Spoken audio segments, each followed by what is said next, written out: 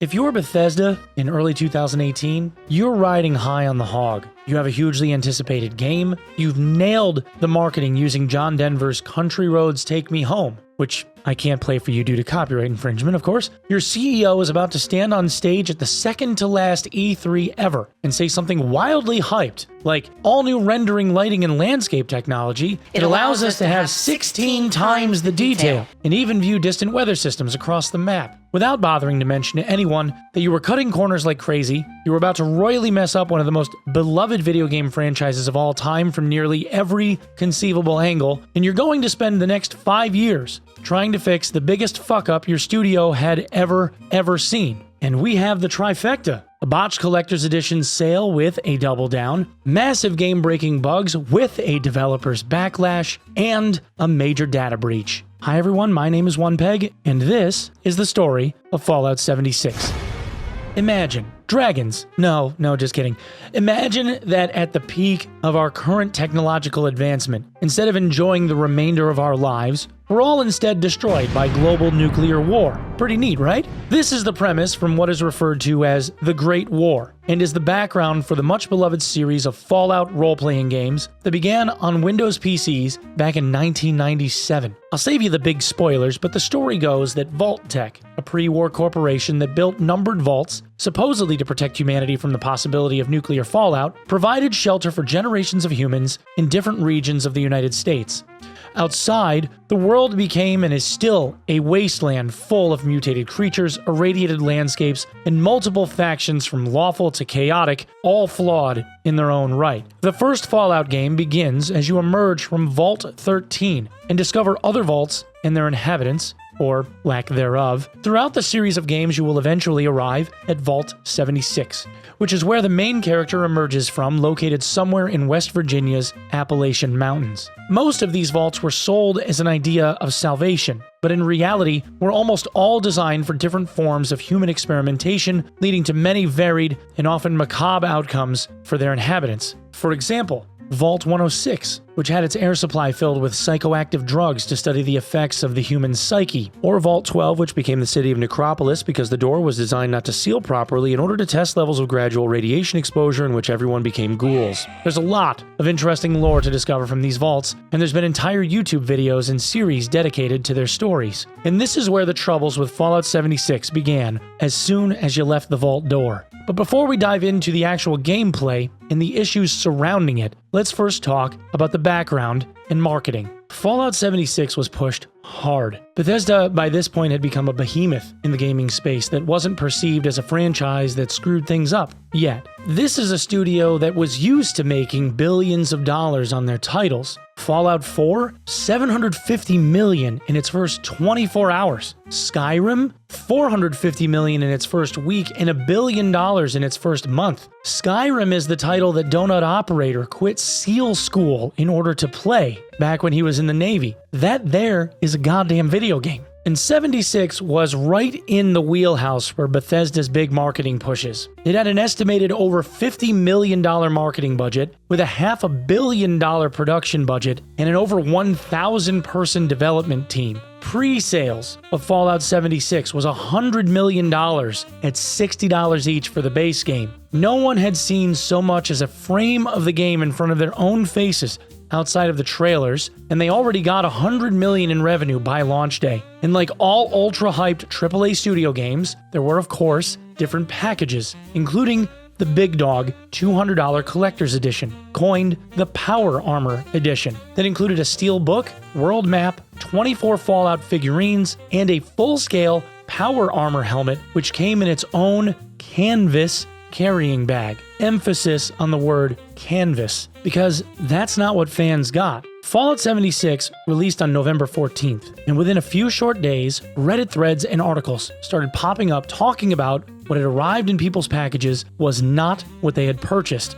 See, the marketing images clearly displayed this West-Tec bag made of canvas with canvas handles, but what arrived to people's homes was instead this flimsy-looking nylon bag. It almost goes without saying that the canvas bag would have been significantly more durable and of higher quality, with the build cost for something like this nylon bag probably being around like 10 cents a unit, and the canvas bag would have been closer to $3 or $5. per unit. That doesn't sound like much, but consider if the production value of the bag is 30 to 50 times greater, it's going to be a higher quality product, and the people taking to Reddit wanted what they had bought, not what was provided. Originally, Bethesda's response was "We're sorry you feel this way, please provide us proof of purchase and we'll credit you 500 atoms." Now, for those of you that don't know what atoms are the game's in-game currency that you can buy with real money. One atom is equivalent to like 1 penny. So in essence, for the bait and switch, Bethesda offered people $5 of in-game currency. Needless to say, that went over like a fart in a crowded elevator,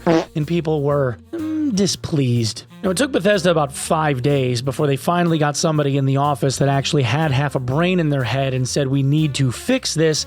And about 5 days or so later, they finally offered to make the canvas bag and send one to everyone that originally had purchased it. But to deliver this, the process took between 6 and 8 months for the bags to finally arrive at people's homes. And for comparison, here's a picture of the bags side by side. You can see there's a pretty notable difference in quality here. A short while after this, there was also a snafu with GameStop, where a nearly identical helmet, but colored red because GameStop, had a fabric insert that was so prone to growing mold, they all had to be recalled, stating it, quote, "poses a risk of respiratory infections, especially for people with compromised immune systems, damaged lungs, or an allergy to mold." And I know what you're going to ask at this point. How did you get your atoms and eventually your new bag, right? Did they have a database of information about each and every purchaser of the collector's edition? No, they did not. Instead, they requested that people fill out support tickets in order to have their issue resolved. Pretty simple and straightforward, right? However, for about the first hour or so of this ticketing system being available to people,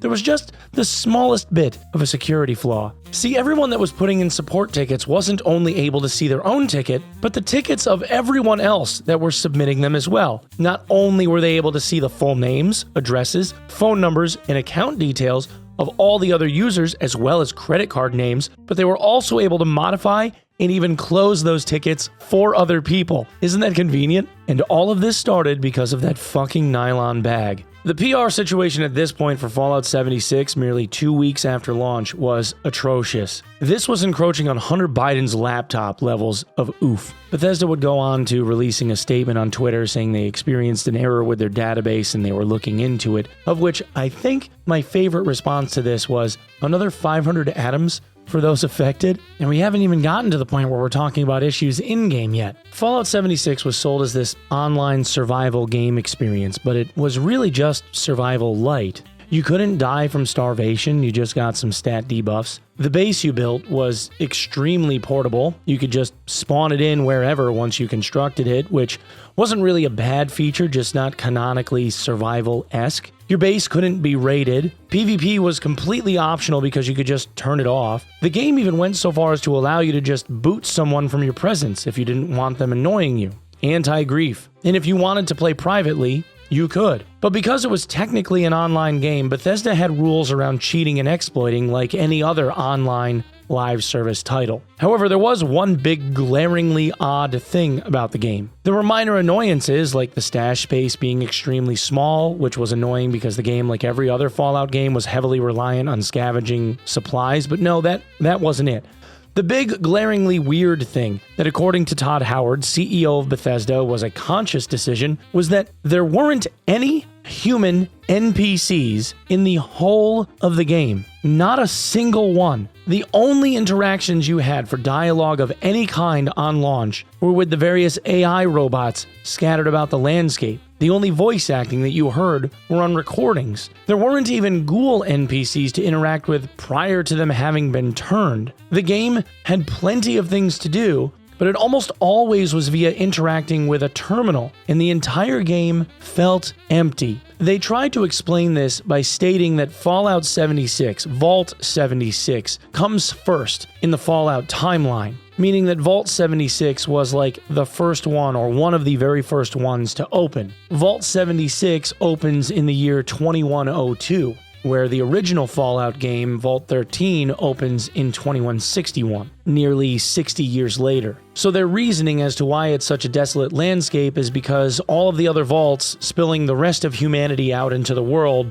hadn't happened yet, which is great. if you're trying to write a book and you want it to feel like somebody's just alone everywhere they go. But as a video game experience, it felt horrendous. Oh, and the whole idea of 16 times better visuals? Yeah, this is Fallout 4 and this is Fallout 76. I don't know where they got the 16x from, but this is just a slightly better optimized creation engine with the same shitty Skyrim-style inventory system. Seriously, the games look almost identical, and the response was reflected in the sales numbers. To provide a little bit of perspective, we talked about Fallout 4 earlier doing $750 million in its first 24 hours. Well, according to industry sales tracker VG Charts, that release in November of 2015 sold 4.5 million copies across the 3 platforms in its first week on the chart. In its second week, it sold another million copies, bringing total sales to 5.5 million units. In Fallout 76's first week, it did 1 million units across all 3 platforms in its first week, less than 20% of the number of sales that Fallout 4 did. In its second week, it only did 500,000 units, a 50% drop. Fallout 76 never saw a number 1 spot across PS4, Xbox, or PC, with PS4 being the highest, peaking at number 5. PC sales were so abysmal it never once broke into the top 75 available titles at the time in sales. Just to give you a comparison on consumer sentiment at the time, Red Dead Redemption 2, at the point in time that Fallout 76 had released, Red Dead Redemption 2, RDR2, was already a month old, and it did 300,000 units more that week than Fallout 76's launch. And the week after that, where Bethesda saw a 50% drop-off in Fallout 76's sales, RDR2 did another 1.2 million units. And we're talking about studios of comparable size. You had roughly the same size budget for production, you had roughly the same size dev team, you had roughly the same size marketing budget. They're both AAA studios, just one of them made a significantly better video game. Now, I want to say that there is a bit of a redemption arc here, and Bethesda has turned this ship around. But before we get to that, I do have to talk about one other major historical event, and that is the developer room. When game devs are creating video games, they put together a bit of an in-game test bench of sorts. It's a way for devs to interact with different pieces and parts, experiment with systems, and make sure that things flow the way that they're supposed to in a closed test bench style of environment. This is commonly done as a secret room off to the side, inaccessible by mere mortals, but usually something that can be gotten to with admin access console commands, and sometimes via an in-game portal or door. World of Warcraft even famously had Developer Island, for example. For Bethesda, this was common practice, as games like Skyrim had console commands that would take you to the Every Item Room, which was a developer space full of chests that contained every item in the game for you to try out and test. In Fallout 76, players had discovered that there was a secret door that would teleport you to an area similar to Skyrim's Every Item Room. But this one had something a bit different. There were NPC models that you could interact with here. Players found this incredibly interesting, to say the least, but Bethesda was not impressed. And I'm sure, as you all can imagine, Bethesda naturally reacted appropriately, just like we thought that they would, right? Up until this point, they've handled everything so well. Remember, this is an online, like an always online game, which means that the mothership, Bethesda, tracks information like coordinates of players. This means that if you went to this developer room, Bethesda knew about it, and accounts that went here started getting flagged. The only big head scratcher is that Bethesda couldn't figure out how people were getting there. So they started sending out emails to people, asking them to write them detailed information on how they were able to arrive somewhere they weren't supposed to be able to access. Oh, and by the way, you're going to be temporarily banned while we figure that out. Thanks for playing. Bethesda is just knocking it out of the park. We're talking Mark McGuire levels of home runs from a customer service standpoint. Just woo! Over the following weeks to months, there was a rapid decline of players. The criticisms of the game were just unavoidable. Just wasn't fun. Tasks were repetitive and grindy, with the same sort of mobs repeatedly being the subject of your missions, and the introduction of atoms as a premium currency right off the rip, even though you could technically earn them in-game, albeit slowly, felt like a slap in the face for a product that felt half-delivered, given all of its marketing and large budget, and the passing and nearly dead fad attempt of every major publisher trying to launch games on their own platform and not on Steam, which had proven repeatedly to be a mistake for just about everyone except for maybe Battlestate Games over the last decade or so, ended up costing Bethesda quite a bit in sales. I hate to beat a dead horse here, but again, compare this to Red Dead Redemption 2. You had roughly the same operating budget, roughly the same dev team in size and scope, for a game roughly at the same price point. I think it was $60, but RDR2's map is 7 times the size of 76's, and they have fully voice-acted characters throughout the entire game, with a multitude of tasks encompassing its very large open world, with online multiplayer support, mind you, and Fallout 76 was comparatively just less in every conceivable manner. Bethesda was up against it here. They had a game that severely undersold expectations due to a myriad of issues that honestly any gamer could have seen coming if they actually had someone in the room, and I don't know, maybe they were just trying to make a publishing deadline or something? But post-launch, they started to pull a No Man's Sky. They tried to turn it around as best they could. They initially announced that they were going to revamp the game at some point later on, but it was going to take some time. The decision to add NPCs to the game was something that they put out in a presser. But between the point in time of that announcement and when they actually got around to doing it, they did something weird. Originally, there was a rather sad attempt at trying to capitalize on the popularity of Battle Royale games back in 2019. 76 introduced Nuclear Winter, a 52-player last man standing mode that had some neat stuff, I guess, like perk cards that gave special abilities, the inclusion of classic Fallout-specific weapons, and a progression system tied to unlocking more lore surrounding Vault 51, a special vault that was overseen by a Zax supercomputer instead of a person that was designed to conduct leadership experiments. But the general sentiment of it was, it sucked. Nuclear Winter had significant cheating problems on PC where most of the player base was. It tried to compete with Fortnite, BR, Apex Legends, and PUBG, all games that were designed specifically with online PvP in mind, unlike Fallout 76, which was trying to port a primarily single-player experience into a multiplayer experience into a multiplayer PvP experience.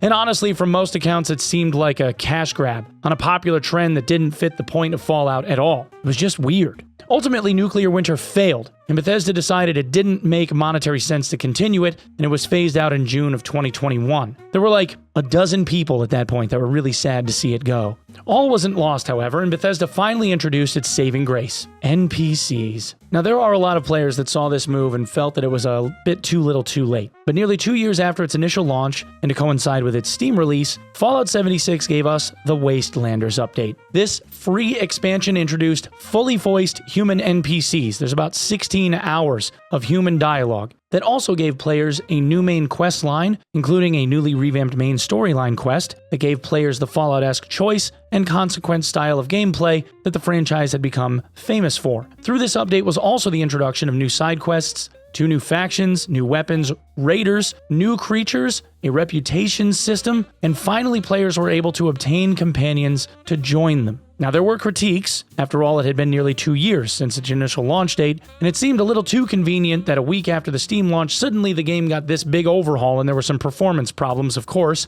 But overall, players were glad that the game finally had gotten the real attention that players had been asking for all this time. And this was reflected in the coming weeks to months for Fallout 76, moving the needle from mostly negative on Steam reviews to mostly positive. Bethesda also made the move to implement seasons in 2020 with battle passes and the inclusion of a subscription service that then came later, dubbed Fallout First, where you're, for a monthly subscription, given additional items, a scrap box for unlimited storage, and cosmetics. Now, all of that stuff, of course, is optional, and they do need to continue to monetize their game, which is fine, as long as there's an exchange of value, of course. In exchange for this optional monetization, they have since released 16 free content expansions between November of 2020 and today, with the most recent expansion being the Skyline Valley, where it expanded the map southward into Virginia's Shenandoah Valley and introduced a new ghoul type called The Lost. The game saw a bit of a recovery from the Steam release in 2020 and now as well. They had average peaks on Steam of somewhere around like 8,000 concurrent players, and over time it grew to somewhere around 30,000. And this doesn't include consoles or anyone playing the game directly through Bethesda's launcher either. But the biggest spike in popularity happened at the end of the first quarter in 2024 when Amazon premiered the Fallout television series. This live-action, tongue-in-cheek, dark comedy adventure series that follows the life of a fresh vault dweller thrust out into the wasteland was received extremely well. One of my favorite shows, actually, and saw massive jumps in player numbers for Fallout New Vegas, Fallout 4, and of course, Fallout 76. spiking somewhere around 90,000 concurrent players on Steam. I even found myself logging in to play 76 on a few different days just to experience the changes I knew Bethesda had made since I played it originally, which I did not like, and I genuinely enjoyed my time spent playing it now. One thing I will say about Fallout 76 today is that the community surrounding the game, for the most part, is awesome. The OGs that have hundreds of levels and thousands of hours spent in this game tend to go out of their way to help newer players and usher them along toward the end game. There are community donation boxes littered throughout the landscape where players will constantly donate materials and weapons for other players to take and use for themselves, with the idea that one day those folks would grow into uber-strong Wastelanders themselves and would in turn do the same to the next new person. There are few communities out there that come off as positively helpful as the folks playing 76, which, while saddening to think about on a macro level, is heartwarming when you experience it. The pay-it-forward attitude of the player base is refreshing, and I hope it never loses its charm. Today, Fallout 76 is absolutely beloved by its players. Sure, there are always going to be detractors, but some 6 years post-launch, the game is finally in a state where it feels polished and well thought out. I suppose the saying "better late than never" is probably the best descriptor I could place on it at this point. I think the story of 76 is ultimately a cautionary tale, one of those wait until the game goes on sale kind of buys, until now, of course, where the game finally feels like it's worth the $60 price tag. I suppose players all got their money's worth, but I hope that for the next title in the Bethesda arsenal of IPs, maybe that's the next Elder Scrolls game, that we won't have to wait 6 years for them to finally figure out what gamers are actually looking for.